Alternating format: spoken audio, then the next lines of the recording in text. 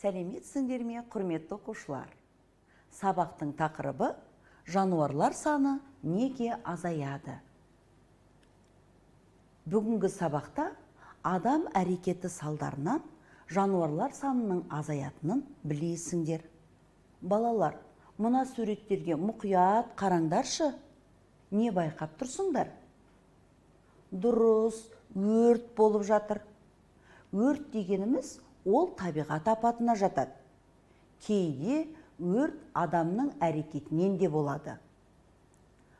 Мынау орманда болып жатқан өрт. Осындай апат жануарларға зиян келтіре ме? Қалай ойлайсыңдар? Иә, балалар, әрине зиян келтіреді. Қандай зиян келеді? Дұрыс, жануарлар түтінге тұншығады. Кейбіреулері оттан қаша алмай қалады. Ал осы өрт неден пайда болады деп ойлайсыңдар? Иә, күннің ыстығынан болуы мүмкін. Не болмаса, кейбір адамдар демалуға барып, от жағып, оны өшірмей кетуі де мүмкін. Міне, осындай әрекеттерден орманда өрт болады. Орман өртенсе, көптеген аңдар мен құстар зардап шегеді. Себебі ормандағы немесе даладағы өртті сөндіру өте қиын. Өртті сөндіріп болғанша көптеген жануар тұншығып қалады. Оттан немесе оның түтінінен тіпті бунақденелілер, аңдар, құстар қырылып қалуы мүмкін.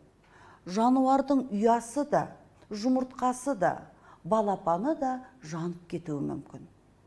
Міне, адамның осындай кейбір әрекеті жануарлар санының азаюына себеп болады. Сонымен бірге көптеген ағаш пен шөптер де өрттен күйіп кетеді. Олардың қайта өсуі үшін ұзақ уақыт қажет.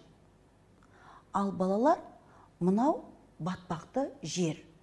Солай ғой?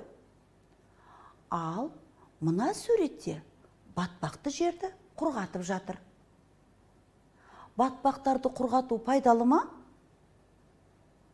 Иә, балалар, кей жағдайда батпақты жерді құрғату қажет болады.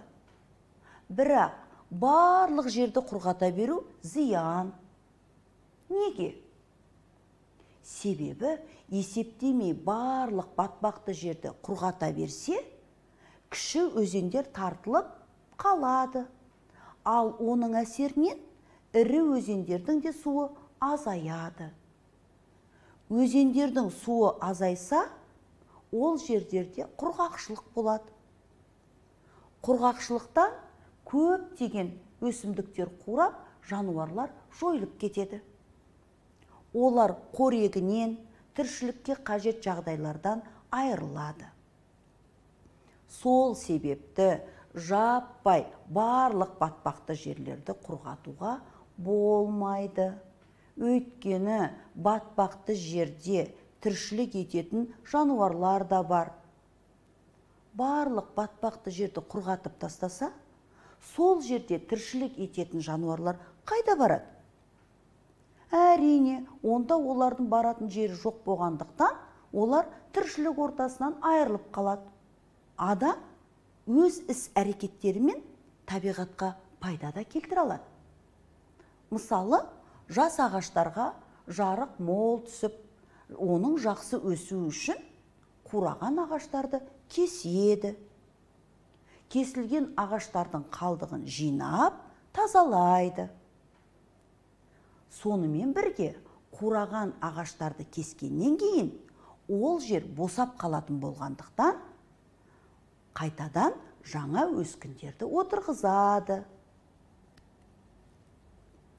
Егер ағаштарды кесіп, оларды жинамай тастап кететін болса, онда ол жерлерге зиянкестер қаптап кетеді.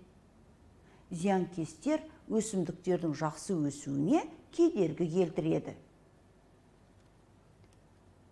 Соңғы 10 жылдықта орынсыз аң аулаудан, орманды жаппай кесуден, батпақты құрғатудан, жануарлар саны азайып барады.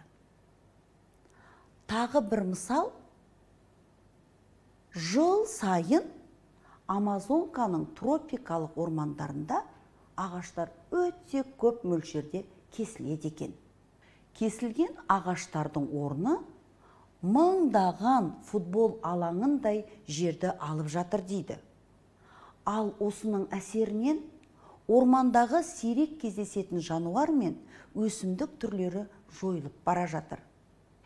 Сол үшін кесілген ағаштың орнына міндетті түрде жас өскіндерді отырғызу қажет.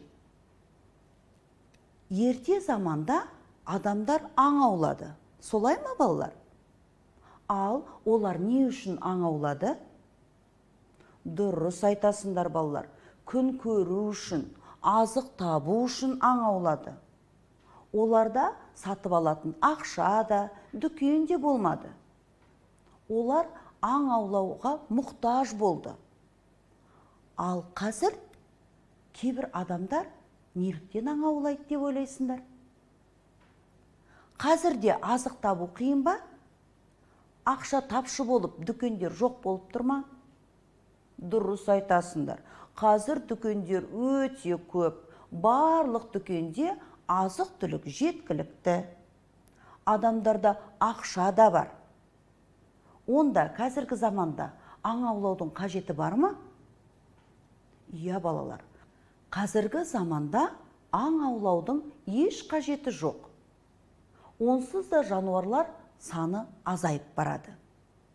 Жануарлар санын азайтқанша, керісінше оларды қорғауға өз үлесімізді қосқанымыз дұрыс.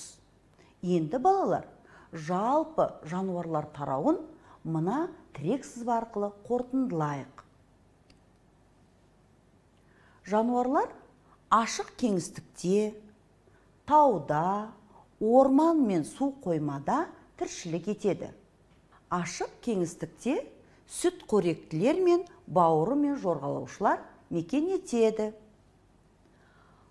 Бауыры мен жорғалаушылар аяғы бар, аяғы жоқ боп та бөлінеді. Балалар, сүтқоректілерге мына жануарлардың ішінде қайсы жатады деп ойлайсыңдар? Яғни ашық кеңістікте қай жануар тіршілік етеді? Дұрыс ойлап тұрсыңдар, балалар. Ашық кеңістікте қара құйрық сүтқоректі жануар. Ал бауыры мен жорғалаушылардың аяғы бар және аяғы жоқ боп бөлінеді. Әрине, аяғы бар қолтырауын, ал аяғы жоқ әрі өзі улы, ол әрине сұр жылан. Тау. Таулы жерде құстар мен сүтқоректілер тіршілік етеді. Балалар, мына суреттерден мұқият қарасақ, бүркітті көріп тұрмыз. Бүркіт таулы жерде тіршілік ететін құс. Ал сүтқоректілер тауда мүйізді және мүйізсіз болып бөлінеді екен. Иә, дұрыс ойлап отырсыңдар. Мүйізді жануар арқар, ал мүйізсіз жануар барыс. Яғни бірнеше мүйізсіз жануарлар да болады, мүйізді жануарлар да болады деген сөз, балалар. Енді орманға келейік. Орманда сүтқоректілер мен құстар мекендейді. Ал сүтқоректілер қандай болады екен? Қарайық. Міне, балалар, орманда тіршілік ететін құс, ол үкі.